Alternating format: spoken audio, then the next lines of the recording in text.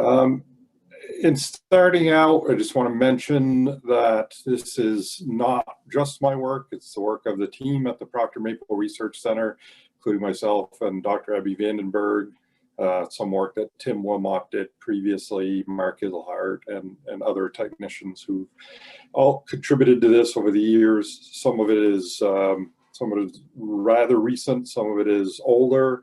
If you want to find any of it, a good resource is either to go back to the archives of the Maple Digest or to look on mapleresearch.org, and you'll find the more detailed parts of the larger of each of these individual pieces if they have been published. But what I want to talk about this morning is factors affecting sap yields from maple trees, and it's a topic that's been an important one for maple producers for a few hundred years now. We can move along here. Okay, so this topic has been something that's been quite interesting to researchers and producers for a long period of time. So this is a publication done by Marvin and Green at the UVM Ag Experiment Station. At the time, Proctor was just sort of ramping up, and you can see if you read through this, what they're looking at is the effects of new techniques on maple sap yields, which is pretty much the same sort of thing we do now. If you dig down a little deeper, you could see that they were looking at methods of pipeline installation, very similar to what we do now. In terms of trying to find higher yields, they were looking at chemical disinfectants of the tap hole. So at that time, the paraformaldehyde had just started to come out, and they were looking at that and other things. Now we talk about spout sanitation, drop line sanitation, very similar issues. And they were also looking at oil as a fuel, and we look at RO use. So very similar types of work.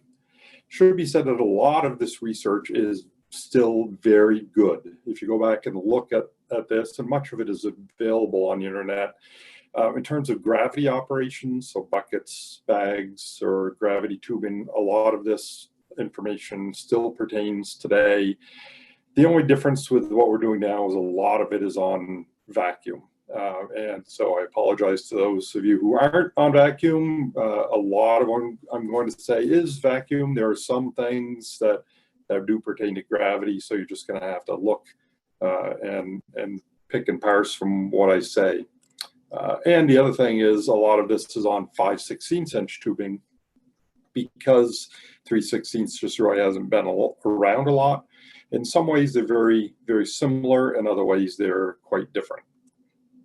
So what is it I'm going to be talking about? It's what maple producers are interested in, how to get the most sap yield that they can from the tree, but we're also interested in doing it in a sustainable fashion and doing it in a way that is economical, because we can spend a lot of money and still not get much sap, and we don't want to do that. So we want to maximize the yields, minimize the impacts to the tree, and make sure that we have long-term sustainability and that we do it economically.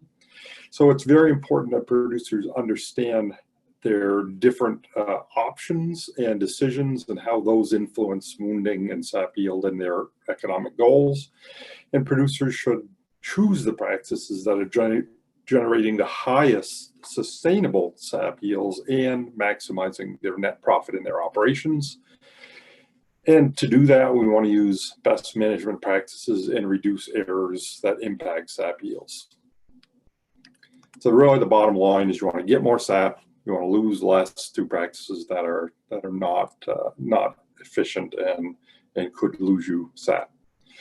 This is an example of a high yield operation at the Proctor Maple Research Center, and I show this not to brag, but it's more as a way to demonstrate that sustained high yields are possible over a long period of time.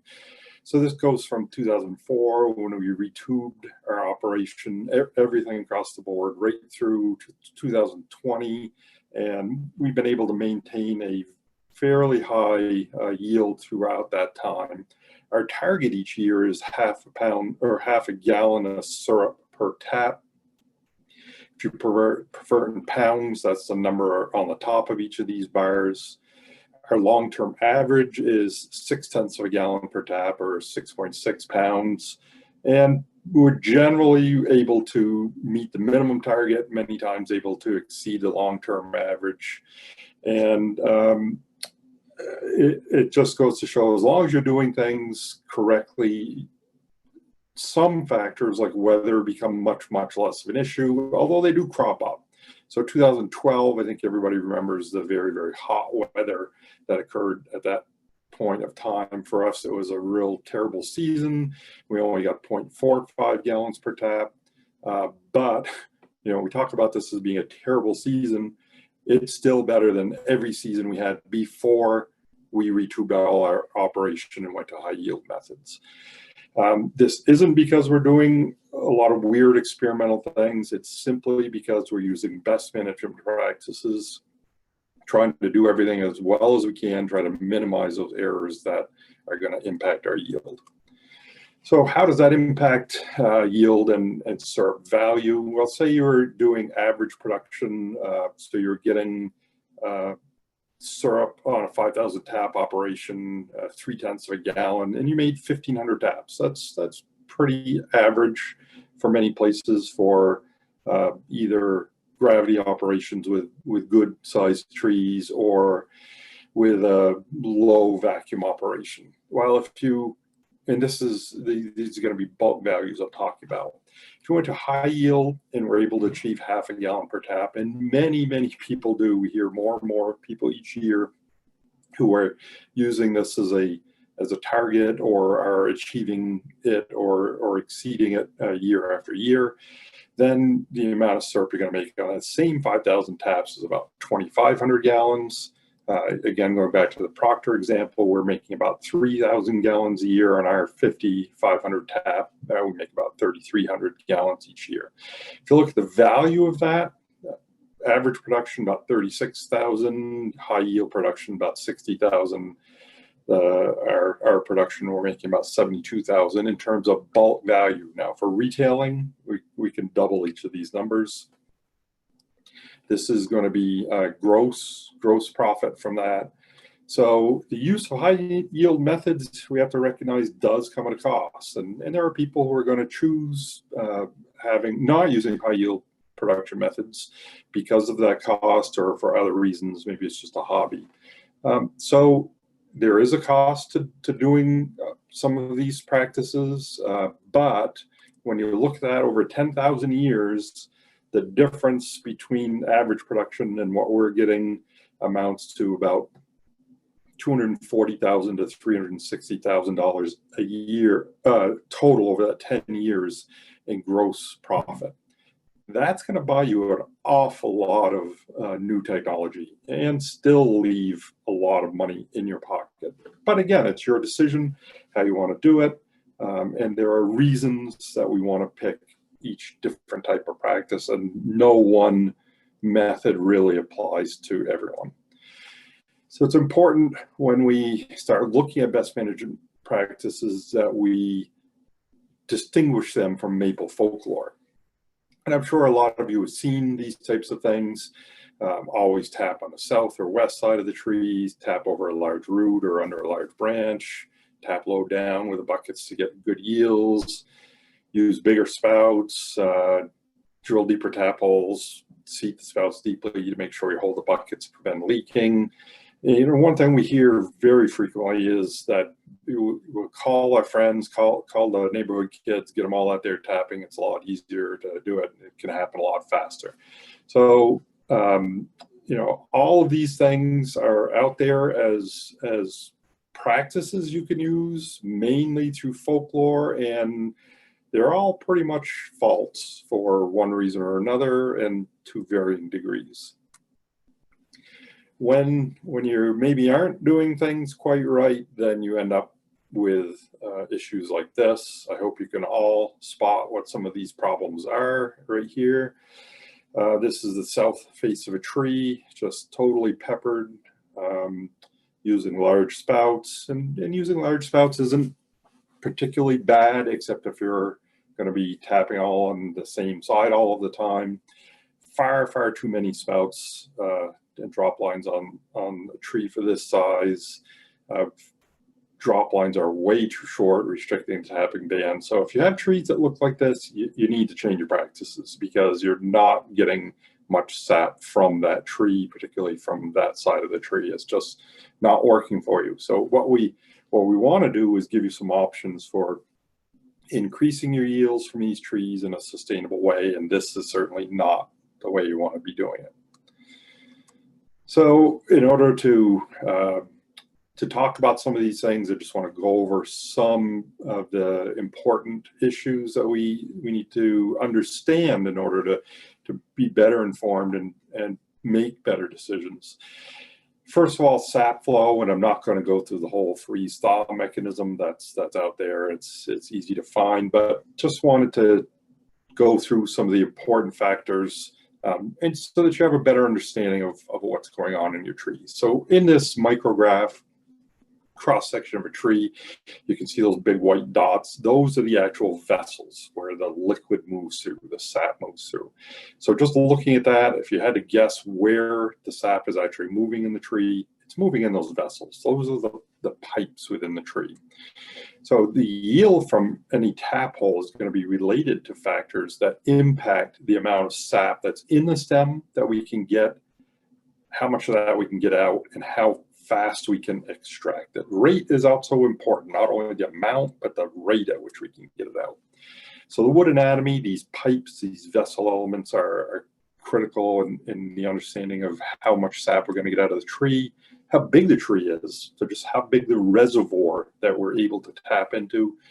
You know, that if you think about a bucket, a big bucket is going to hold more than a small bucket, and you're going to be able to get more out of it. It's similar in a way to trees.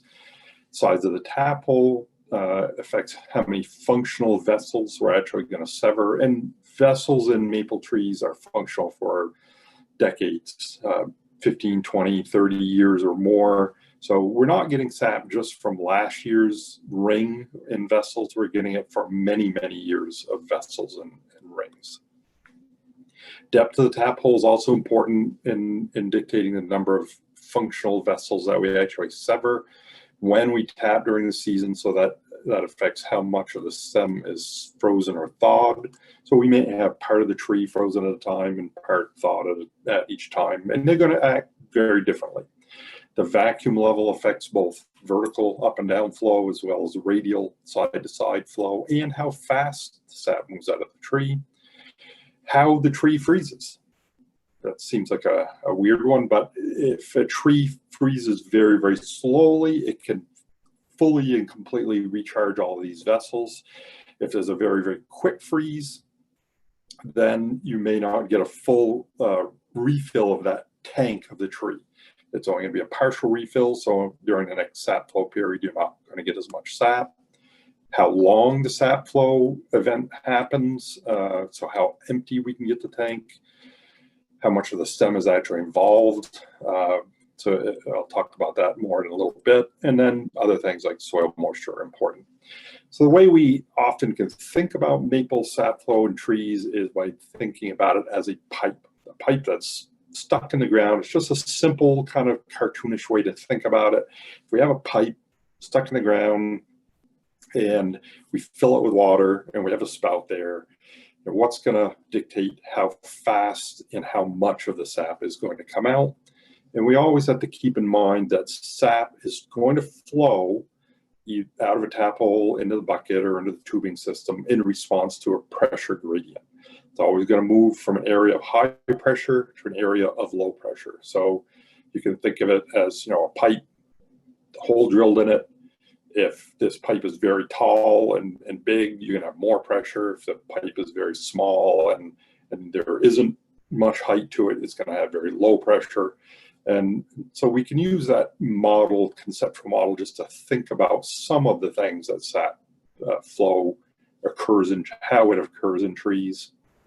It isn't a perfect thing. Trees aren't simple pipes, but we can sort of just relate it that way, knowing that there are some complications. So I thought I'd throw this in just because probably most people haven't really looked at what a maple vessel looks like. and this is a sugar maple vessel element, one of those pipes in a tree, and that's kind of what it looks like. It looks like a pipe. It's a big, hollow wooden pipe, and there's billions of these within each individual tree. Most of them are under an inch long, half an inch to an inch, and they're oriented up and down. So the pipes, the liquid is going to flow preferentially up and down.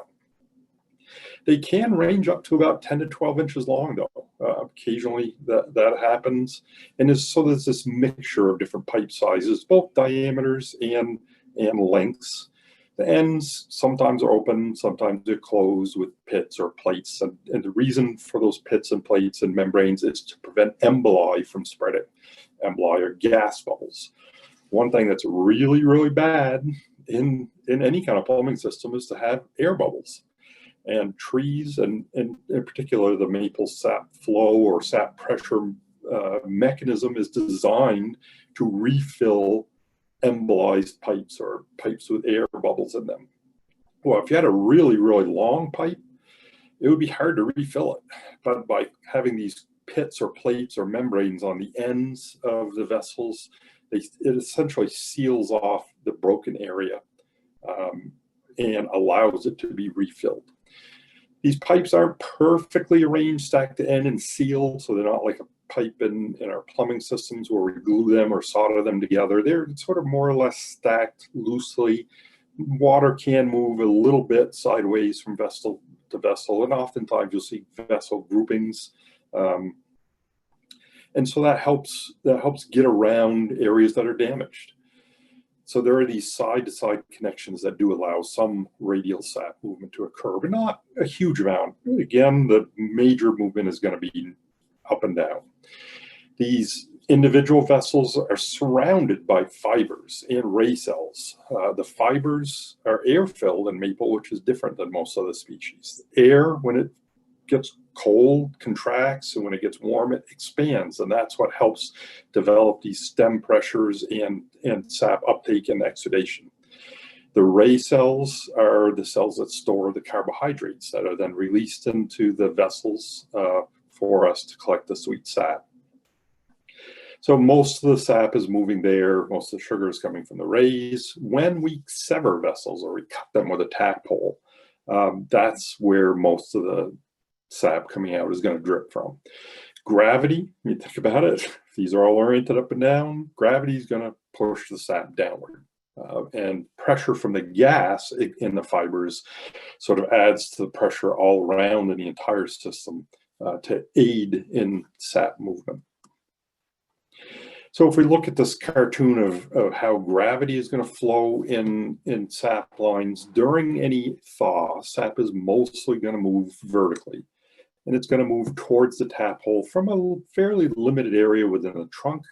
Horizontal movement under gravity, so buckets, bags, tubing, gravity tubing. Sideways movement isn't really that important. There's going to be some because of these interconnections between vessels, but most of it's coming from an area above the tap hole downward.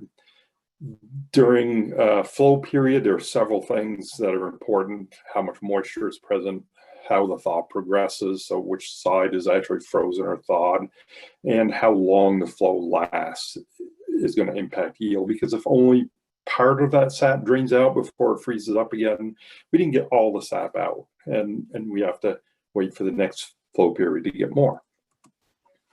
So the downward gradient, or the pressure gradient, is down. It's all under gravity conditions coming downward from the crown, the branches, the stem. And there's some that's outwards due to the stem pressure created by the gas and the fibers. And it comes out of the tap hole because that's a way for the pressure to escape. Vacuum's different. The sap can move both vertically, up and down, and it can move horizontally towards the tap hole because it's being pulled across. The gradient is not just downward, but it's also from the tap hole where the vacuum is applied to that section of the tree.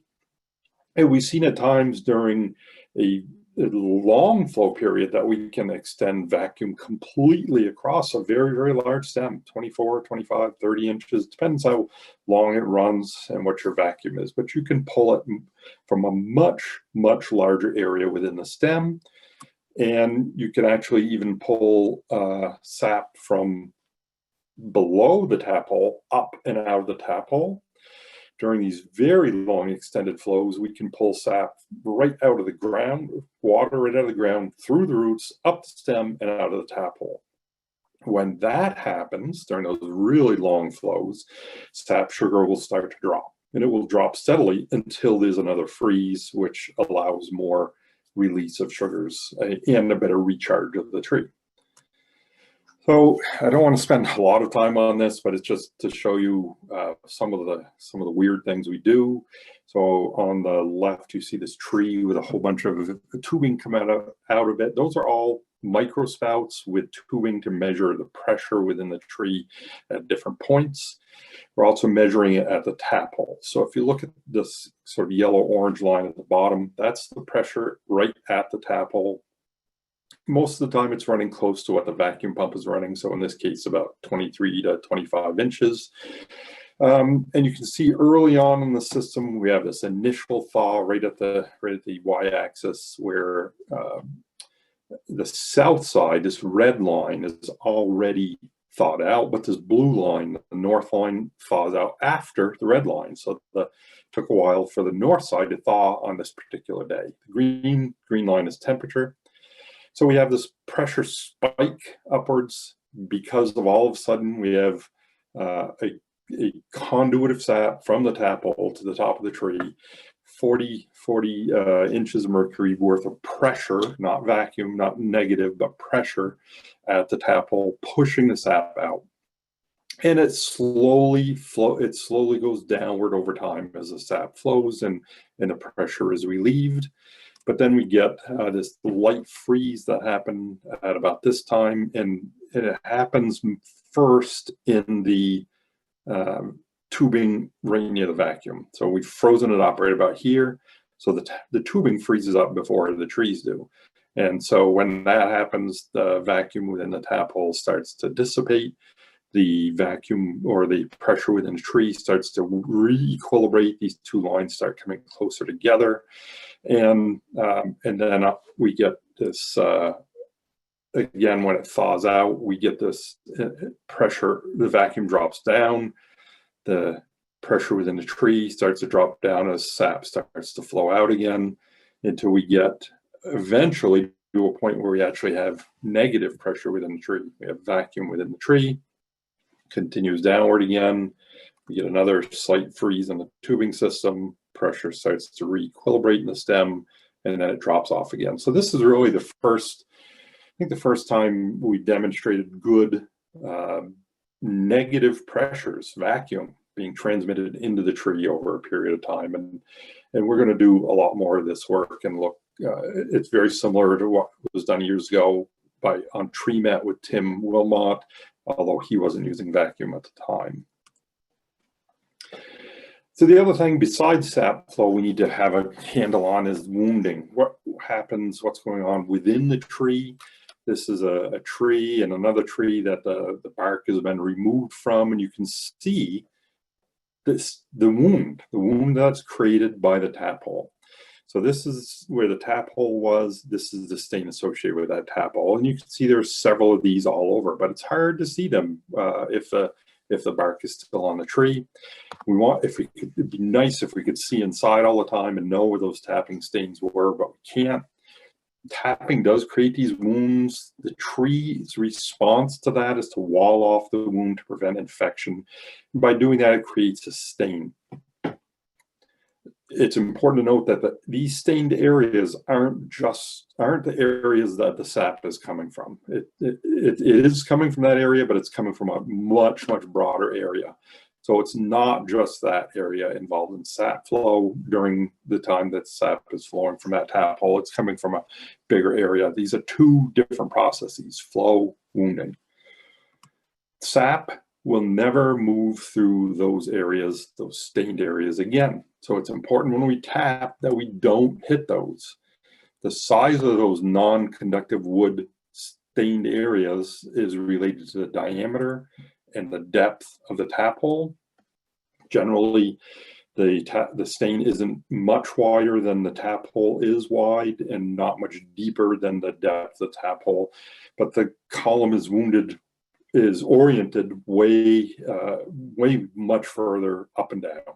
Why is that? Because of the tree anatomy. Again, these vessels can extend for inches or feet up and down from the tap hole itself. So when we sever them, the tree responds by throwing essentially metabolic garbage, phenolics, all sorts of just basically junk to wall off that area. It's building a wall to prevent microorganisms from getting in there and spreading in the tree. Now, if you look real closely at these stained areas, they're not perfectly straight. Trees have grain that tends to move a little bit, curve a little bit from here to there. It's hard to predict in any one tree. We do know that the number of compartmentalized areas are determined by the tapping intensity. So if you put one tap, you're going to get a certain amount of stain. You put two taps, you're going to get twice the amount of stain. Trees can vary a little bit too. Each tree is a little bit different genetically and its ability to compartmentalize. So it's going to vary. Some trees will be able to compartmentalize well, others not so well. These wounds get buried by new growth. So eventually, if you tap over an area, maybe 30 years later, you're not going to hit that stain. It's buried too deep in the trunk. But at least initially, for those 20 to 30 years, you want to make sure when you're tapping not to hit those areas, because that wood is non-conductive. You will not get sap from it. So that brings up the point of the tapping band. Hopefully you've all heard this concept before. The tapping band is the area on a tree that we can reach with the drop line. Drop lines were originally designed to reduce backflow into the tap hole. So when the tree refreezes, it's going to pull sap out of the sap line into the tree. But under gravity conditions, if vacuum hasn't been used, it's only going to be able to pull it maybe a foot to 15 inches. So as long as we use drop lines longer than that, it can't pull much sap out of the drop line. Those drop lines really, though, now are used more to enable us to spread the wound around on the tree, to minimize the chances that we're going to drill into stained wood when we do put in a new tap hole. The drop line should be long enough to reach all around the tree if you're using one tap, or at least half of the face if it's a two-tap tree. And the diameter for tapping purposes should be adjusted downward if there are obvious wounds. So if the back half of this tree were completely an open wound or one that's still healing over, then we need to reduce the size of that tree for tapping purposes. This, again, tapping band and non-conductive wood, the proportion of the tapping zone that is non-conductive wood is essentially the same as the probability of hitting non-conductive wood when tapping. So we've developed models for this. So essentially, if 5% of the wood in the tapping zone is non-conductive, you have about a 5% chance, maybe a little bit lower, of hitting non-conductive wood. The more non-conductive wood there, the higher your chances are you're going to hit it. By spreading out the area in which we tap, we're going to reduce the chances to generate non-conductive wood and hitting old stain. Okay, so now that we have that background, we're going to move on to some of the things that affect sap yields from trees. One that obviously does is tree size. Bigger trees, bigger tank. Going back to that pipe model, you got a bigger pipe, you're going to hold more sap in there, you're going to get more sap out of the tree. So note that we tap small trees doing this. This is for research. We don't do this for our normal tapping practices. It's only because we need to know what's going on in those small trees. We're not recommending you tap those small trees for production. Better off to thin them and let the other trees grow so that they are good. But generally, there's this pretty linear relationship between sap yield and tree diameter. Bigger the tree, the more sap you're going to get out of it. This is under high vacuum, so the yields are fairly high. If you're under gravity, this line is going to be similar, but it's going to be offset lower for lower vacuum or for gravity. It's going to pretty much vary linearly within a range of tree sizes that's going to be dictated by vacuum, by the sanitation practices you use, the tapping practices you use, and the weather from year to year. With high yield methods, then we can predict that we're going to get about 2 gallons of sap, or about a half a pound of syrup increase per inch of diameter. Now, we've written about that. It's in the Maple News. You can go back and find that fairly easily. A second study, a second factor that's important is vacuum. And it's, again, a very, very simple relationship. The lower the vacuum, the lower the yield, and it just goes up linearly. The vacuum is creating a stronger gradient. It's able to pull out more sap from a broader area within the tree. So you're basically making a larger pipe, or it's very, very similar to tree size in that you're able to remove more sap from a larger area of the tree with increasing vacuum levels. So this essentially led to the saying of a 5 to 7% increase in sap yield per 1 inch vacuum increase. This research was later confirmed by Cornell and then a little later by Sanitation. One thing people sometimes will say is, well, vacuum creates more damage to the tree. It doesn't. There is no evidence. We've cut up lots and lots of trees, and vacuum does not cause a larger stain. It doesn't do anything. It just removes more liquid, more sugar from the tree. Again, another simple relationship is the effect of the number of taps on a lateral line. Now, this is under vacuum. Very, very different situation for gravity. The best results on vacuum for number of taps is 1. That's just not economically feasible. So generally what we'll do is use the saying that goes, strive for 5, no more than 10. And that's where this comes from. Now, we know we're going to lose some amount of sap by going for 5, but economically it makes sense to do it that way. If you talk to professional installers, though, when they're putting in new systems, their recommendations and what they do in their own sugar bushes is they aim lower. They aim for 2 to 3 taps on a lateral line. So that just sort of gives you some idea of where they think the best production is coming from. On some other research we've done, we've followed this up and found, again, 1 tap per lateral line, or actually main line going right to the tree is the best result. It's just not economical to do it that way. So try for 5, no more than 10 seems to be a good compromise. Sanitation effects on sap yield is something that it was known back in the 50s and 60s, but then we seemed to forget about it after tubing systems came on board. But producers always saw this type of thing happening. This is an example from the Proctor Center when we put in a new tubing system, 2004. Over the next 6 years, sap yields just dropped right off. No matter what we did, we couldn't do much of anything. And it was about the same time that we started realizing sanitation was very important. Prior to this, we've been using air water cleaning with new spouts each year, and it really didn't seem to keep the sap yields high back to what a new tubing system would do. So in this case, in this portion of the woods, we started using check valves after this. And what we ended up seeing was this sap yields recovered very, very nicely. You can look at this one value here where it only increased a little bit. That was, again, 2012, but it kept us better than what we had been getting. And then the subsequent year came right back up again. So sanitation does have a very large influence on sap yield. And after doing lots and lots of research on this at the Proctor Center, Cornell has done a lot of work, other researchers have done a lot of work. What we found is patterns that are similar to this. And you can see there's a lot of variation from year to year for a number of different reasons. But in general, when we use spouts we replace them each year, we end up with about a 31% increase in yield over non-clean control systems. If we use check valves, and this says check valve plus spout, because you're actually getting both of those effects, new spout and a check valve each year.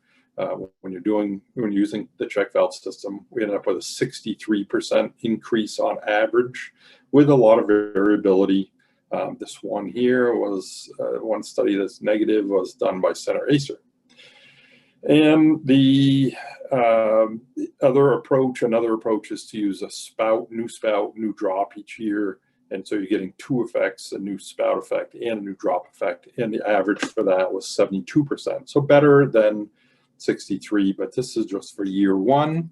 When you do the averages of these, you get 31% for spout, 63% for check valve, and 61. Now, some of you are going to notice that, you know, this number on the last slide was 72.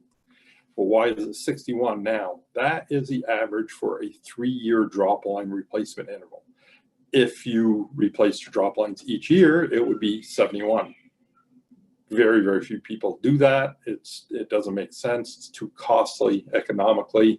So generally, people will do a 3-year drop line replacement interval. When you do that, you end up with a 61% increase in sap yield term over unsanitized controls. When you do the calculations, and you can do this a lot of different ways depending on your costs, a new spout alone save you about 80 cents to about $1. A new spout and drop, because of the cost of the materials and the cost of deploying them, it's about $1.50.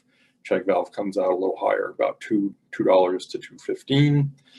We've done this for lots of different types of things, both at the Cornell Iron Out Forest and at the Proctor Center, and come up with this type of results. This is a decade's worth of work at both sites, averaged for each of the individual types of sanitation methods.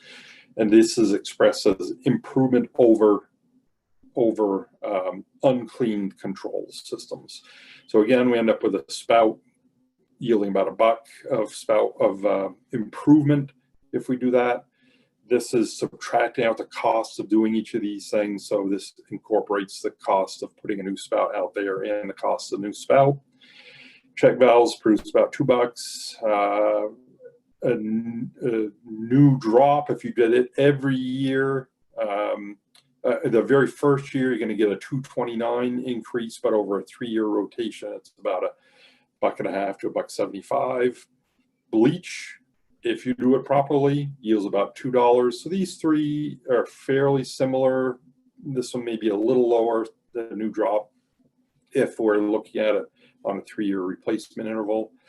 You see this dashed line down here in the bleach. That's if you do it wrong. If you're pulling bleach in under vacuum, there's not enough contact time. You need 5 to 10 minutes of contact time of the cleaning solution with the materials to actually sanitize it.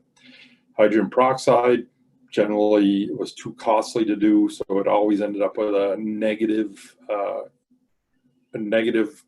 profit. So you lose money using hydrogen peroxide. IPA is the one that people ask about a lot. It ends up being about $1.52, so it's intermediate between a spout and some of these top tier. It may be as close to replacing drops each year.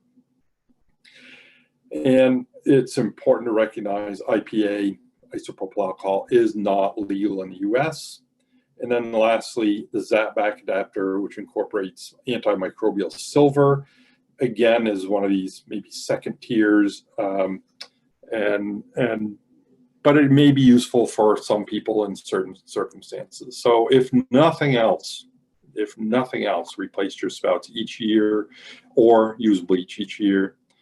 3-year rotation of drop lines with an annual spout is better. Check valves or cleaning with bleach is even better. All chemical sanitizers, however you do it, require adequate contact time. Bleach, the problem with bleach is it may attract squirrels unless you use this new calcium hypochlorite that we've done some research with. IPA, modestly effective, but it isn't as cost effective, and it's illegal to use in the US. And back spouts could be an option for some producers. The effectiveness does drop off over time, and you can't use them if you're organically certified. So we hadn't used bleach for a long period of time at the Proctor Center. We used air water first, and then we've gone to using check valves or replacing drops, depending on what the study is that we're looking at. The first year we used bleach, didn't have a problem. Second year we used it. This is in some 3/16 inch tubing cleaning studies. We had a little bit of a problem. By the third year, they were just completely chewing it up. So we've gone back to not using bleach. Some producers have gone to using calcium hypochlorite, which doesn't seem to be as much of a problem. So I do talk about sanitation, or have talked about it a lot, but it's important to know that Cornell has done a lot of this work and found the same results that the Proctor Center has. In fact, when we compare results on a year-to-year basis, Steve Childs has generally found slightly better results than we have. This is a new study that came out in the Maple News in June 2020, where Mike Recklin down in West Virginia did some research and compared check valve and non-check valve spouts and found that there was a 40% increase. So he's basically in the same ballpark that we are. So it isn't just the Proctor Center doing research on this and talking about it. It is a real thing. Okay, when do we tap? It depends. If you're on vacuum, it depends where you are and whether or not you're using vacuum. If you're on vacuum, turns out you can tap fairly early. Mid-January works. And if we capture some of those early sap flows with January, February thaws before our season really starts in March, then we come out ahead. If you tap in mid-February, you've lost some sap flows and you're never going to get those back. They're gone. If you tap even a little bit later, the tap holes may be flowing better at the end of the season, but they're still not going to catch up to tapping earlier. This is under vacuum with good sanitation. If you're a gravity producer, this is not recommended. You need to wait until just prior to the good sap flow season. When's a good sap flow season? Hard to say. It's a little magical determining what that date is, but if you tap early and you're on gravity, your tap holes will dry out much, much faster. So you can't tap as early as you can with vacuum. Drop line length. What are we looking at here? Well, we did a survey on Maple Trader some years ago, and we found out the average is about 30 inches. In general, in the 1960s, we were talking 15-inch drop lines, 18-inch drop lines. By the 80s, they were up into the 20-inch to 2 feet. Now it's more trending towards the 36-inch, 40-inch drop lines. So they're getting longer and longer as more and more people are using vacuum. We're finding that we want to be able to utilize more of the tapping band. So right now, the current recommendation is drop lines of 36 inches or more, even on small trees. Small trees have a small tapping band if you have very short drop lines. So even though you might be able to reach all the way around, you're going to quickly exhaust the tapping band on a small tree. But by having a very large tapping band, you can still tap. When I say small trees, I'm talking 9, 10 inches or so. Tapping bits or drill bits. There are very, very large differences between a maple tapping bit and a standard bit that we use for woodworking. Maple tapping bits have a very much smaller angle so that they don't slip on a curved surface very well. They tend to bite very fast and don't wander. Tapping bits remove chips very fast. They have big flutes that and more of a twist so that they get those chips out fast. You can drill more tap holes per hour using less battery power with a tapping bit. Standard bits, some people use them, say it does the same thing. It really doesn't. The larger point that drill bit is going to wander a little bit, and it doesn't remove the wood. It makes smaller wood chips that don't come out as very fast. So you end up with a lot of sawdust in your holes, and that is not a good thing. We also want to make sure that we use sharp bits. This was some work done many years ago, 40 plus years ago, looking at what happens when you use a dull drill bit. You tear vessels, you crush vessels, and they don't flow nearly as well. That ragged surface produces a better substrate for microbes to start to grow and clog up the vessel elements. A sharp bit is really very, very cheap insurance. We replace or resharpen bits after every 2,500 tap holes. The bits are always stored when we come out of the woods in a plastic sleeve or a piece of tubing so that they don't bang up against anything else metal. We don't throw them in a toolbox and pull them out the next year. Those damaged bits or rusted bits are retired. If we can, they may be resharpened, but we find that using a new sharp drill bit is very, very cheap insurance. You want your tap hole to be very, very clean so that it cuts the vessels well and the sap will run out smoothly.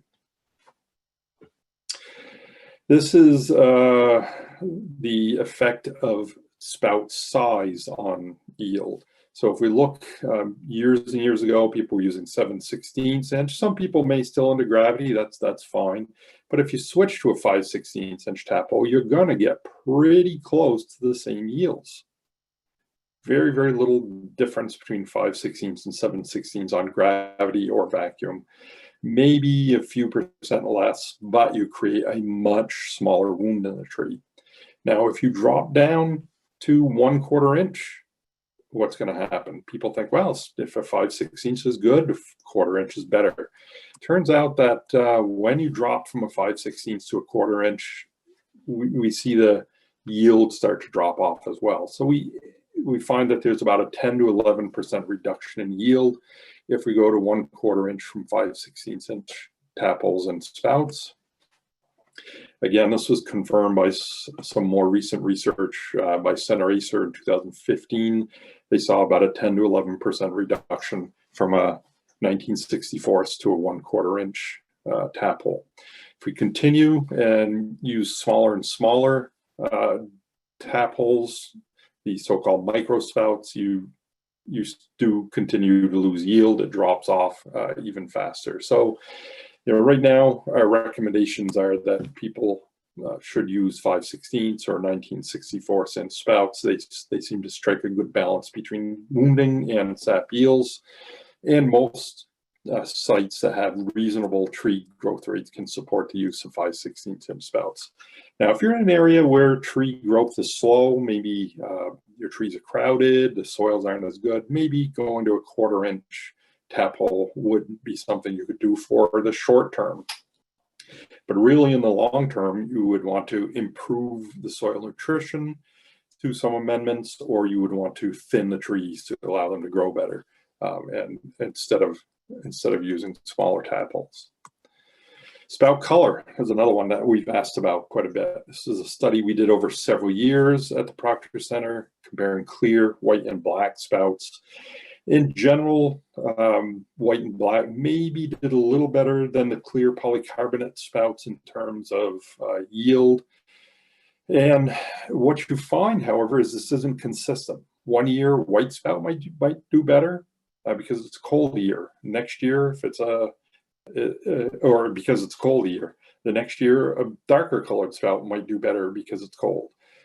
We tend to use polycarbonate mainly because they stick in a tree better than a nylon color spout. We haven't looked at the new tinted polycarbonate spouts to see where they fall in, but it's something we hope to do in the future.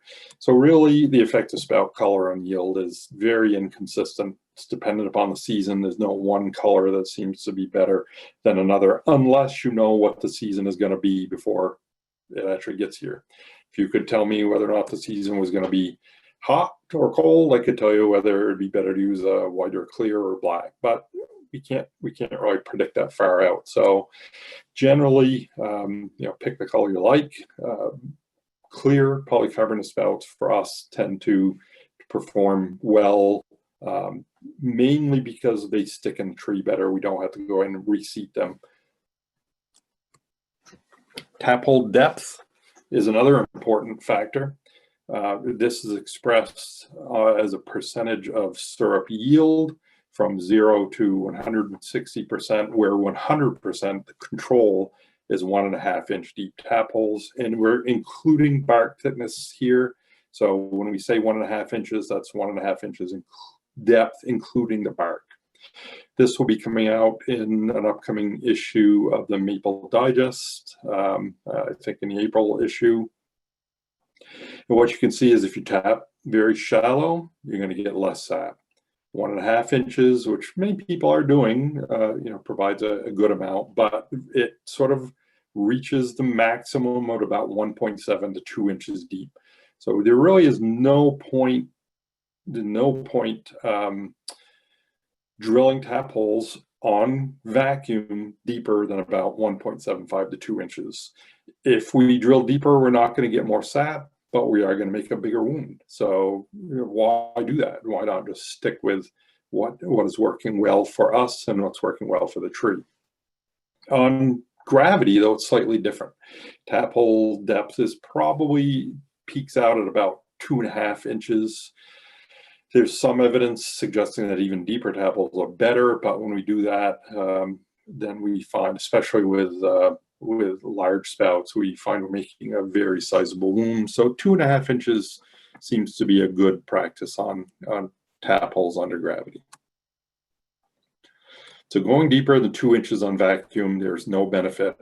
The only thing is that you're making a larger wound, and that's not a good thing. And this will be out in Maple Digest very soon. So how close do we drill to an old tap hole? Well, in general, we shouldn't drill a new tap hole any closer than about 2 inches to one side and 6 inches above or below a previous tap hole. Those are combined. So we don't want to go 6 inches above a tap hole or 6 inches below. We want to go up and over. Keep in mind these are minimums. Further is fine. We don't utilize pattern tapping at the Proctor Center. We just find a spot that seems to look like it hasn't been tapped for a while and use that. If you're using high vacuum, more spacing is recommended to avoid leakage. It turns out in some work that we've done funded by the Chittenden County Maple Organization that when we have a stain in a tree, we have a tap hole, you sort of intuitively think that the sap might not flow so well in that area, but it turns out it does. It flows quite well around those old wounds, not in the wound itself, but to the sides of those wounds, sap still flows well. And this is because of the redundancy in the sap connecting, the fact that those pipes aren't stacked perfectly and that there's a lot of them. So the sap will flow, it'll just flow around those areas, sort of like if you had a pebble in a stream. The water isn't going to flow through, but it's going to flow around. It's going to flow around a little faster, kind of sort of like the pebble in the stream or the aircraft wing. The liquid or the air flow rate is going to be faster right in that zone, but it's not going to impede flow overall. It's important to recognize, though, again, that the grain in maple wood is not perfectly straight. So we do want to be far enough away so we're not hitting a stained area. Do we tap it straight in, or do we tap it at an angle? There were various thoughts on this, mostly centering around people suggesting that if you tapped in at an angle, you're creating an oval tap hole. Well, that really isn't the case. I mean, look at a drill bit. If you're going straight in and out, there's no way a round tool can create an oval tap hole unless you move it up or down or sideways. When you drill straight or you drill at a slant, doesn't make any difference. It's more personal preference. On vacuum, on gravity, it's probably a good idea to put a little angle on it to make sure the sap is flowing out well. But in vacuum, absolutely no difference in sap yield. So how do we tap properly? Well, there are a lot of things we want to do. First thing, we want to look at that tree as we're walking up to it, maybe walk around the tree, take a good look at it, and make sure we know where some of those, especially more recent tap holes are. You want to identify those, make sure you're drilling away from them. You want to select your spot to actually drill on, place the drill on that spot, stabilize the drill with both hands, drill at full speed, one motion in and out. You shouldn't have to drill 2 or 3 times and remove it to get those wood chips out. You should be able to get them all out with just one fluid in and out motion, keeping the drill running at high speed. Should only take a few seconds. Nice pretty picture, seeing the wood chips fly. Very poor technique. One hand, not stable, way too far over the head, hard to drill straight in and out. This is what creates oval tap holes, because there's no way you can hold that drill and put it straight in and straight out. It could result in leaks if you do that. It's also very tiring. Anytime your arms are over your head, blood flow isn't as good. So you're going to tire out quickly and make more oval tap holes. So you should only drill where you can comfortably reach. So this is a tap hole, and you look at that and say, well, that's looks like a decent tap hole. We look closer, and we look especially at this area. What happened? This is what happens when you pull the drill out and you start to pull it down as you're getting towards the edge. The tip of that drill bit, when it was still running, caught the wood, created this little score mark. When you put the spout in, it's possible that you're going to get air leakage around that area, and it's going to result in a leak. The only way to fix that leak is to pound it in a little deeper and hope that you seal it off.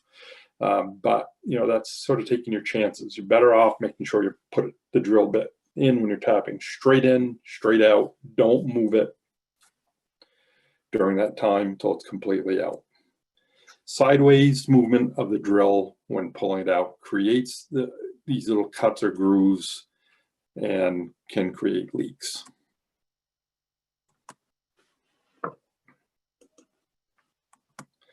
Okay, so we got the tap hole, putting the spout in. What happens? How do we do this properly? Well, we want to make sure that we only put the spout in deep enough to seat it. So this is the sort of perfect place. This is kind of the Goldilocks scenario. If we don't put them in deep enough, we create leaks, and the further less deep or not deep enough they are, the more leaks we're going to have. If we put it in too deep, we're going to seal off some of the vessels and start to lose yield, so that eventually we're getting poor. So we really want to be in this sort of sweet zone right in the middle, where spout seating is critical. Important that we recognize that seating, not driving. It's done by feel and sound, and experienced people know the sound changes when we get them to the right point. It's much, much easier to accomplish this correctly with a tapping hammer than it is with a big framing hammer. So tapping, especially putting spouts in, is something that should be done by the most experienced people. Okay, second tap hole. If we put a second tap hole in a large tree, the sap from each of those tap holes comes from a different area. So we're going to get close to maybe double the amount of sap. Depends on the length of the thaws, how much flow we're actually getting. You're going to get close, but maybe not double, depending on the size of the tree.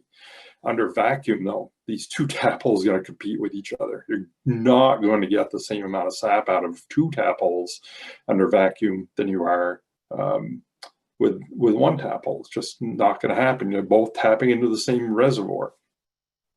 The amount of additional sap we're going to get out depends upon the size of the tree and the vacuum level. In some cases, no additional sap is going to be found. So this is red maple trees tapped in 2019 with 1 tap versus 2 taps. So this is 1 tap.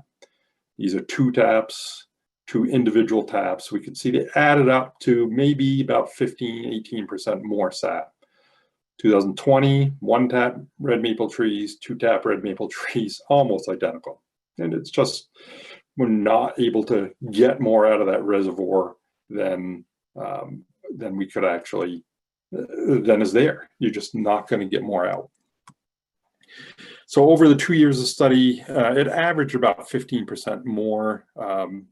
Very, very high variability in these cases, because in some cases the years are different. You get more flow from the north side or south side, depending on the type of year that we actually see.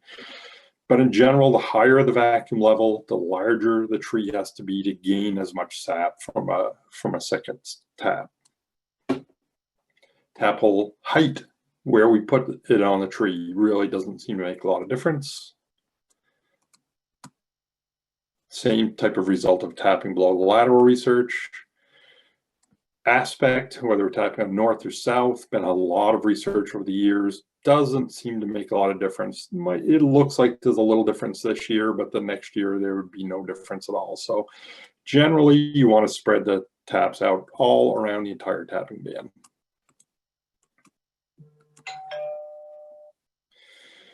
The last thing I want to talk about is staining. Again, we have staining within the tree.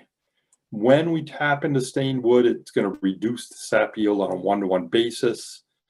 So for every percent of stain you hit, you're going to lose that percent of sap yield, because the stained wood doesn't transmit sap.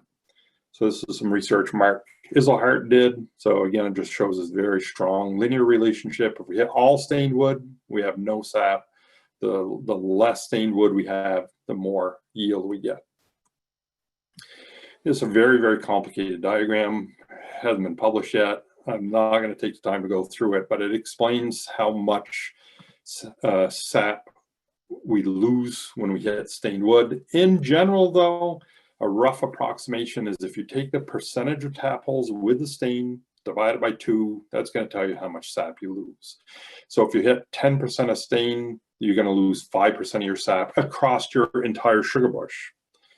The amount of sap lost per tap is going to be overall sap yield times sap lost. So, for example, 10% of the tap holes you hit have stain in them, divided by 2, you're going to lose 5% of your sap.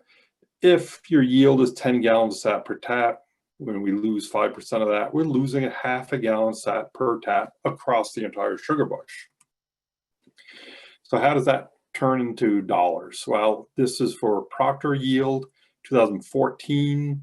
You can see we were hitting about 4.7% of the tap holes had stain in them, and we total that all up, we were losing about 32 cents per tap across the entire sugar bush. We lost $1,600 of revenue because of that small percentage. So we started doing some tapping below the lateral research. We expanded that over the years, and now we're losing only 3 cents per tap hole that we drill from hitting a stain, only lost $153. So we put an additional $1,500 in our pocket simply by paying more attention to what it is we're doing when we hit stained wood. The way you do it is you look at your drill shavings when you're tapping to determine how often you hit stained wood, and you alter the practices in order to avoid hitting them by using things like tapping below the lateral, or maybe smaller tap holes, less deep tap holes, to reduce the amount of stained wood that you hit. So finally, you might have read this somewhere about some research that was done on refreshing tap holes or retapping, called bumping in the South. When you do that, you hope to get an additional amount of sap. So we've been doing research on this for some time. We tend not to talk about research in progress if we can avoid it, because sometimes you find one thing one year and something different another. So this is a research study where we tap here early in the season, and then the next year we try to tap in the same staining column 2 inches up, cut this line off, connected this on the vacuum 2 inches. So just 2 inches, we figured, well, we're in the same staining column. You could also try things like drilling deeper, making bigger tap holes, so going from 1/4 inch to 5/16, or doing this, adding a second tap hole. When you do this, some years it works great, some years it doesn't. It depends how the rest of the season plays out.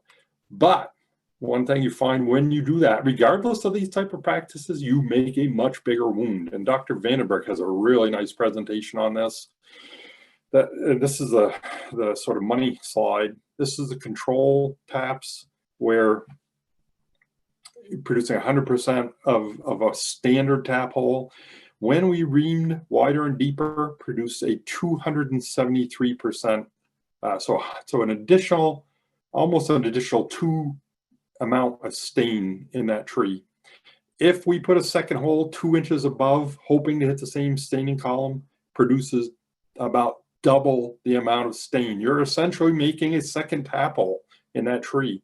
So this isn't something we recommend people do. These freshing practices do have a very big impact on the internal wound, and we don't recommend them at the current time. There needs to be a lot more research. Kind of running out of time here. I just want to tell you that there's this tapping zone model that's available on mapleresearch.org that you can use to look at various tapping practices. You can plug in your methods here and see how those will affect the amount of staining that actually does occur. So I suggest you get on there if you have any questions about that, mapleresearch.org, and play with this a little bit yourself. So with that, I'm going to finish up, and I guess we'll hand it back to Winton here.